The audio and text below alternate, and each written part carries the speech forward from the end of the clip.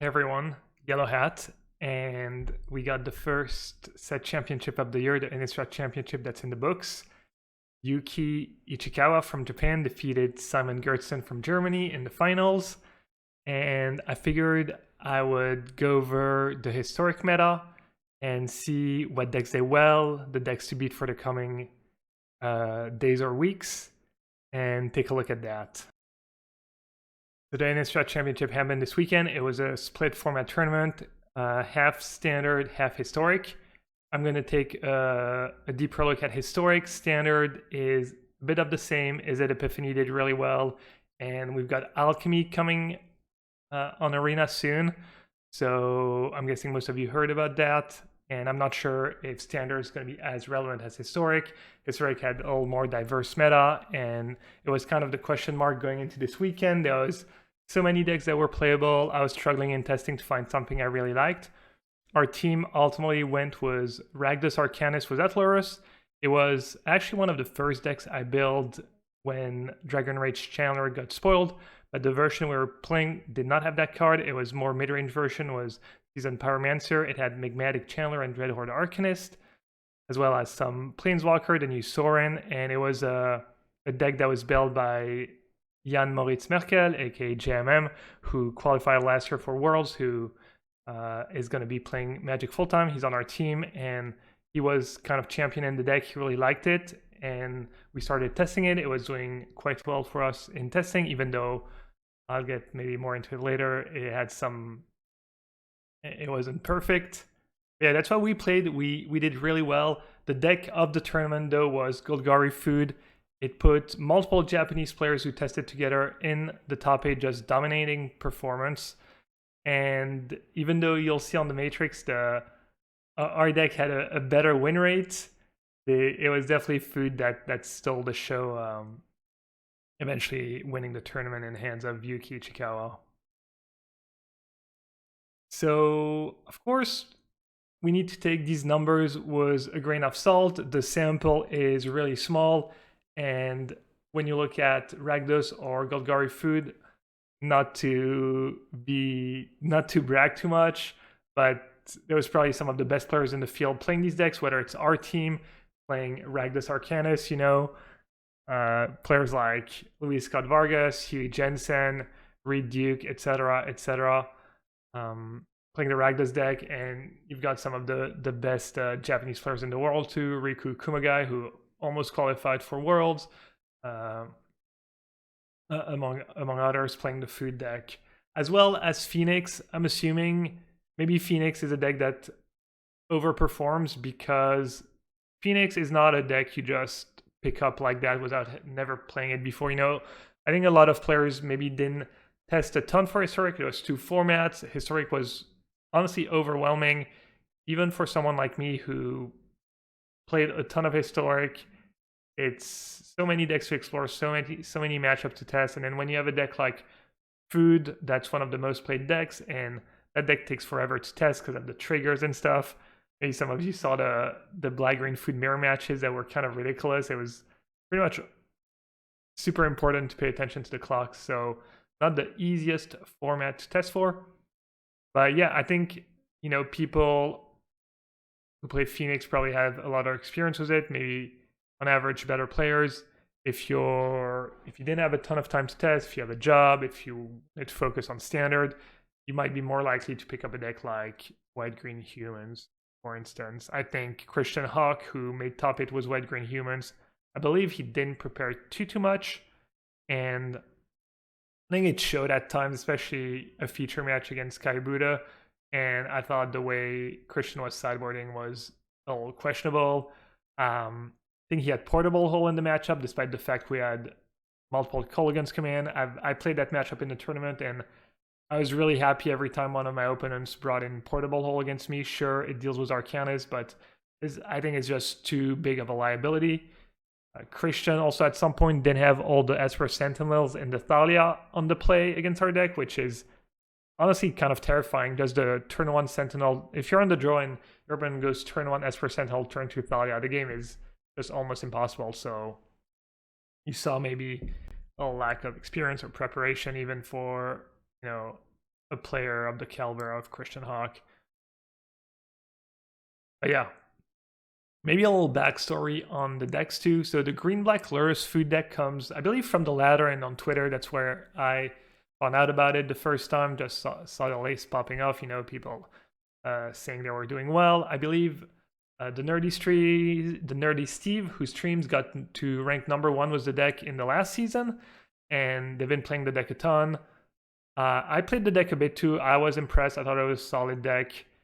And yeah, that's, I don't know who's to credit for originally for the list. It's always hard with these things. Like, it's usually not one person that comes up with a deck. Multiple person comes up with the same deck, or the first person who does well with it, or, anyways, it's not that important. As far as Rakdos go, Rakdos Arcanist is a deck that's just been played in many formats, whether it's Historic or Modern or Pioneer. It's usually a Lurrus deck. We decided not to play Lurrus because we figured it gave us more games against cards like Rest in Peace and Leyline and Graveyard Hate in general. Lurrus obviously relies on the graveyard, and not having this restriction allowed us to play cards like Seasoned Pyromancer, which is just an all-star, just one of the best creatures ever printed, period. We got access to cards like Chandra and Sorin that don't care about graveyard hate. And we got a few extra sideboard options to either more Planeswalker or our own ley lines, which was nice as well. So that's why we settle on Rakdos. It's a little less explosives than the Supplier Proxa, Supplier Claim to Fame version. Actually, Martin Yuza, who's also on our team, decided to play that version, and I think he did quite okay as well. But yeah, that was our approach. The deck was doing okay in testing. It was okay against Junk Food. It was actually pretty bad against that green-black deck. And it was not that great against white-green humans. So honestly, I was really worried when I saw the breakdown meta. We started testing the humans matchup, and that humans matchup did not feel great. But somehow we did okay against it in the tournament. If you look at the stats, it's a little weird. The deck did really poorly against white-green Heliod, which I think is less scary of a matchup because a lot of their creatures don't do much on their own, and they're easier to pick apart. Whereas the humans that can just kind of snowball pretty easily.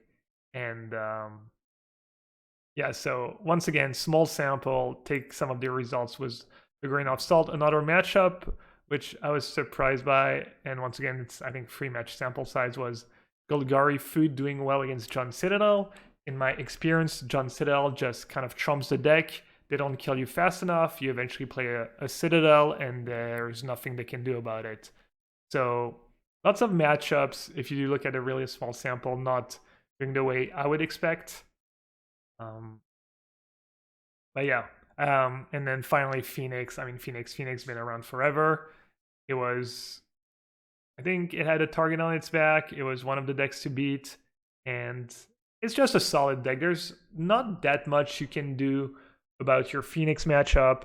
It's a bit, in some ways, like a Jund deck. It's not easy to attack. Sure, it relies on the graveyard, but it also has iteration, cards like Crackling Drake, and it can play a fair game. It has access to counter spells and whatnot, so not the easiest deck to attack. We saw one of the matchups, the Jeskai Creativity deck, getting Rest in Peace in play, and it didn't even really end up mattering. And that's kind of been my experience overall. So if you look at that, these 3 decks, is actually interesting because I think Food has a good matchup against both Arcanist and Phoenix. So Food might have some good days. Green-black Food might have some good days ahead of it. Even if it has a huge target on its back, it's also one of these decks that's pretty versatile. People usually don't have a ton of graveyard hate in the main deck, and then after sideboard, you get access to cards like Maelstrom Pulse or Mortalis Spear, and you can fight the hate. You have got the Squirrel that can grow too, that doesn't really care about the graveyard, as well as Trail of Crumbs. So I think Golgari Food is here to stay. We saw the control decks not do well. Jeskai Control, I'm not surprised. I played a ton of control, and I thought the control decks were bad. Blue-black control did okay. Maybe that's the way to go, blue-black control. I know my teammate Andrew Cuneo played blue-red control, and he thought his deck was quite good. He just played, Narset, lots of cheap removal, Archmage Charm, as well as some Magma Opus and Gear Hulk as a top end. And he didn't make day 2, but he did go 2-1 in Historic. He thought his deck was great, so maybe I'll give it a try. Maybe check out the deck list. You can check out the deck list on MTG Melee, find all the deck lists for the tournament, as well as that matrix. I think that's maybe like MTG Melee Premium to be able to generate these kind of matrices of win rates and whatnot. But yeah, now control was not great. I couldn't get it to beat humans, and you see that's reflected in the stats, and I think that's pretty accurate. No matter how you build it, even with 4 Lightning Helix and like another 4 or 5 cheap removal spell like Portable Hole on a Holy Heat, it's just really tough. The Thalia, Esper, Sentinel are rough, the companies are rough. They snowball, they have Ranger of Eos, and they just kill you really fast. Sometimes you don't even have time to cast Wrath of God against a good draw when they're on the plane of Thalia. So tough matchup. All right, let's take a look at the Golgari Food list played by the Japanese player and the list that Yuki Ichikawa piloted to the trophy. It's the classic, you've got your goose, your cat, your oven, trail of crumbs, the usual suspect. And what people do now is they just play Fatal Push. Obviously, you're not playing red, so you don't have access to Claim to Fame, but even in the John deck, a lot of the time it's Fatal Push over Claim, even though in this meta, you could argue that Claim might be a decent choice. You've got some of the new additions, Ravenous Squirrel, which fits perfectly in the deck. I think it's even decent in the John version. That card can help you grind. It can kill your opponents out of nowhere. There was a game in the finals where I think Ichikawa had 2 6/6 or 7/7 squirrels on turn 3 or 4. You've got main deck Lantern, super graveyard based format, and you get to buy it back with Lurrus. We had a couple lanterns as well in our main deck, with no other ways to bring it back. In our deck, it also served the extra purpose of enabling Delirium, since we didn't have other artifacts. And you've got Deadly Dispute and Village Rites. I want to say almost only 5 copies of these cards. I think maybe most versions played a few extra copies, maybe 6 or 7 total. But I guess they decided Deadly Dispute was the best one, and they didn't want too much of that effect. As well as Shambling Gas, kind of nice little synergy card, cheap card you can sack. And the card that another huge upgrade to deck is the Meat Hook Massacre, which can seem a tiny bit weird at first because you're a creature deck and you don't want to kill your creatures, but really you don't care if the cat dies, you don't care if the gas dies, the goose, whatever, it's done its job, and the squirrel can just get bigger anyways. That card is amazing. It helps you finish the control decks off. It gives you game in the creature matchups, and it's totally essential to the deck. You've got the mana base was Colony Garden, giving you these extra fodder, extra plant tokens for the dispute, as well as a bunch of dual lands, couple towers, and sideboard. If you take a look, you've got Thoughtseize, more lanterns. I see your options are a bit limited because you're a Lurrus deck, but the usual suspects, some extra removal, Mystic Repeal for Leylines and Rest in Peace. Maybe in the mirror match, I think they were bringing that card, as well as a nice tech against the card Clothless, which is not an easy permanent to deal with, so that's a pretty cool one. A couple Liberators. Once again, card you can bring back with Lurrus, just pretty solid, great Enman, or sideboard options, and some spot removal. 1 copy of Pulse, 1 copy of Spear. Sometimes you see these cards in the main deck, 1 copy of Spear, but it's usually more useful after sideboard as extra ways to get rid of cards like Leyline. The deck might seem like it doesn't have a ton of graveyard cards, it's basically the cat and Lurrus, but the deck just doesn't function very well if you can't bring back the cat. In some ways, if you look at the deck like Phoenix, you're like, oh, it has Faithless Looting and Phoenix and Delirium, but it feels like almost, you know, this deck is more susceptible to graveyard hate, and I think they were just bringing a lot of, you know, I think they played against my teammates a bunch, and despite us only having a couple ley lines, they were bringing in a lot of removal for them because that card is really tough to beat. Last card in the sideboard, 1 Command the Dreadhorde. That's kind of the end game card. You can't really see it. It's a 6 mana card that brings back everything. Classic UIs, arena UIs, can't scroll on the card. But I saw it brought it in a mirror match, so typically probably against other food decks. Command the Dreadhorde. Alright, that's food. Then you had Simon Gertson winning Phoenix list, which is not totally stuck. He decided to play Delver of Secrets, and in the few games I watched, the Delver actually looked pretty good.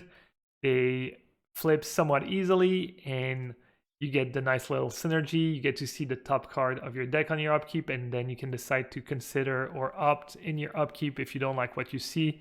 So a little synergy there. Rest of the list, pretty stock. A lot of people were playing Ox in the main deck, and you know, you have your standard Unholy Heat. That at your full Unholy Heat, your 2 pillar. That's a pretty common split. 4 consider, 4 opt, 1 Fading Hope, which gives you, you know, just reasonable card. We saw it put to decent use too, was Crackling Drakes after sideboard, saving your own Drakes, etc. Kneller of Promise, just really powerful card that usually comes out after sideboard because it's just too susceptible to graveyard hate. And the mana base is an interesting one. You had one team that played, one of the big teams that put Zachary Ini in the top 8 were playing the Coast, the new dual land. I thought that was weird. You've got Simon's mana base, which I personally like a bit more, was the Spire Bluff Canals, the Pathways, and the Steam Vents, and a few more basics. You do need extra dual lands, so he decided to go with Sulfurful. But yeah, the Coast doesn't make a ton of sense to me, and I think maybe I like this a tiny bit better. And then sideboard, you've got Graveyard Hate, bunch of answers, some Anger of the Gods, and the usual Crackling Drake, even though some people have it in the main deck. But Crackling Drake is just one of the best cards against Rest in Peace and whatnot. I personally like Spell Pierce and maybe a few different sideboard cards. I can show you the list I was testing. I didn't put a ton of work into it, a ton of matches, but I thought my list was sound and I like the way it played out. You'll see I have a lot of the same choices, the Heat Pillar split. I have an extra Crash Fruit to just more cantrips, more ways of bringing back Phoenix early on, more cantrips for the pet, and you know, sometimes you get a huge Drake hit through another sorcery too for your 1 finale. And then as far as top end, I decided to go was 1 of each. You know, kind of one of my trademark moves. But I figured it's not cards you usually want to draw multiple of, and I think it's nice to have access to at least 1 Ox. You know, Entity, you're happy playing the first one, maybe the second one, but not many more. And same for Drake, even though it's a really powerful card. In game 1, you want to be a little leaner. I like the Sprite Dragon. I think it's a good card. Most lists don't play 4. We saw Simon play 0, play Delver instead. I think the Kini list had maybe 2 or 3 copies. So that's like, you know, kind of dealer's choice, I guess. And then my sideboard, few more one-ofs. You see a lot of cards with Phoenix, and then also makes it harder to play against you when you have 1 of each of the counterspell. I go with a 1 Pierce, 1 Dispute, 1 Negate split. And no Anger of the Gods. I have 1 Sweltering Sun and a couple extra Drakes. Planeswalker Dual Shot was a card that was huge for Kini in his top 8 match against Hawk, and that card was really good for me in testing in a few games I played. So, you know, pretty classic stuff here. That's for Phoenix. And finally, the deck we played, Rakdos Historic. Not the exact list I played. I took Reed's list. and we're just a few cards off. But I talked about it a bit earlier. He only decided to play one of the channelers. I thought that card was really good for me in the tournament and in testing, and I'm glad I played 2. It won me many games. It's kind of a dark confident type of card. If you go turn 1 discard into channeler and it gets to live for a few turns, it makes your draw so smooth, and then eventually turns into a 4/4. If you feeds your graveyard for Kroxa, it makes it so that you curve out super well, plays nicely with Seasoned Pyromancer. Make sure you empty your hand, you hit your land drops, and you get full value out of all your cards. So that's the deck. The 8 discard spells to go with the Arcanist, some spot removal, a couple Lantern in the main deck. No ways to recur it, but just a nod to really the format and how graveyard based it is. We even had the 1 Goblank in the main deck and some top ends, even though I think we had too much top end and think the mana was maybe a bit off. I'll show you how I would rebuild the deck having played the tournament in a sec. Sideboard, Feed the Swarm for Rest in Peace and Leylines, and Trail of Crumbs as well. More Goblanks, especially good against Control and Phoenix, some cheap removal, up to 4 Kolaghan's Command.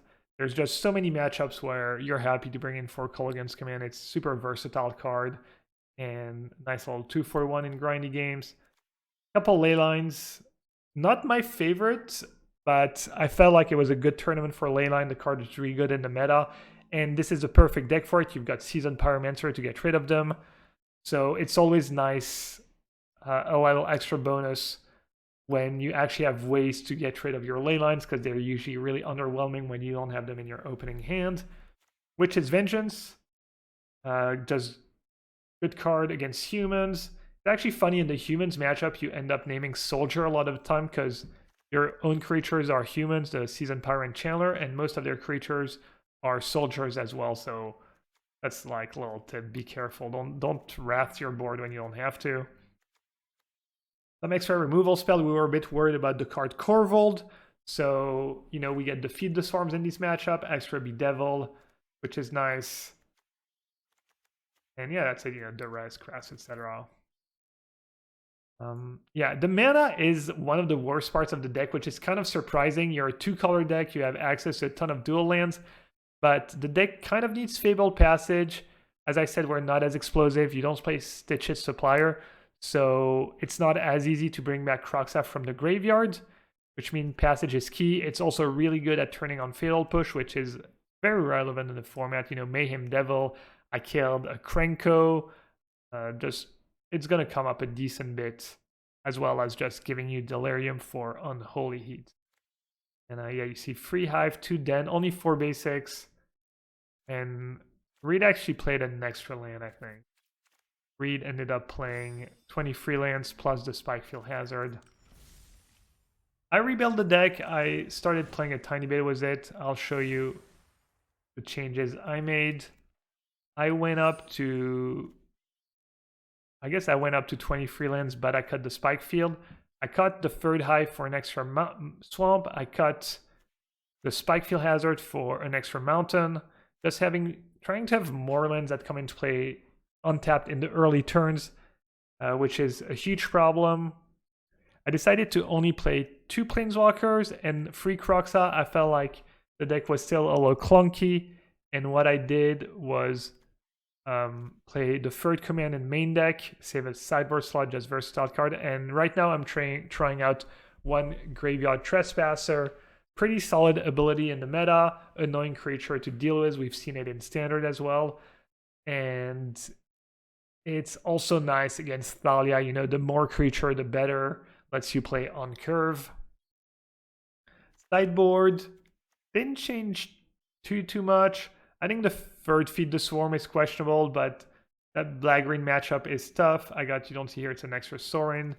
I only had 1 Witch's Vengeance. I was still okay. I beat the creature decks. I went 6-1. I only lost once to Phoenix, and I think I could have maybe won the second game. I made a couple poor choices. But yeah, sideboard hasn't changed much. I think the main thing I would work on is to try and figure out how bad this green-black food matchup is. If it's really, like 20, 80 or whatever terrible, maybe you need to consider a different deck as if the food deck is popular. But I would like to play the matchup more, figure out how to attack it, what works after sideboard, if there's something you can do, or if it's just kind of, kind of hopeless. But yeah, that was, I think, the free decks of the tournament as far as historic goes. Once again, small sample size. It was only 7 rounds of historic, even though it was pretty large pool of player, and the top 8 matches. But it gave you, it confirmed some things. For instance, Jeskai Control not being such a good deck. It was weird. No one played Rakdos really besides our team. There was not that many. I mean, there was a few other players that played it, but that deck's been good for a while, and it was a little overlooked. And yeah, I would need to play more against maybe white green humans if that deck stays popular, because in testing it didn't feel super great, but it went well for us in the tournament. But yeah, it kind of gave us a better sense of what the good decks in historic are, because there just hadn't been a big historic tournament in a while. And even that, once again, a lot of people didn't have a ton of time to test or couldn't test every deck, so even that's definitely not the full picture, but gives us a little idea. Anyways, that's it for my Innistrad Championship and Historic wrap-up. Once again, Simon and Yuki, congrats. It was amazing to watch them play. They played really well, especially Yuki was super impressed. I didn't catch every game, but in the finals, even in the games where his choices didn't work out, I thought he still made the right choices. Sometimes you make the right play, but you wish you had made the wrong play. The wrong play would have worked out better. Anyways, I thought that, there's games where he left himself dead to Pillar of Flames, but I still thought he played it right. And it was really impressive. It's always really inspiring to watch someone win a tournament playing at such a high level. It makes you want to try even harder for the next one. And yeah, it was pretty awesome to watch him win the tournament. And yeah, hope you enjoyed this video. If you made it this far, I'm assuming you did. And of course, if you like the video, make sure you leave me a like. If you want to see more, I try to make a few videos here and there when I feel like I have something interesting to talk about. Make sure you subscribe to the channel, and I hope you have a great day, and I'll see you next time. Take care, everyone.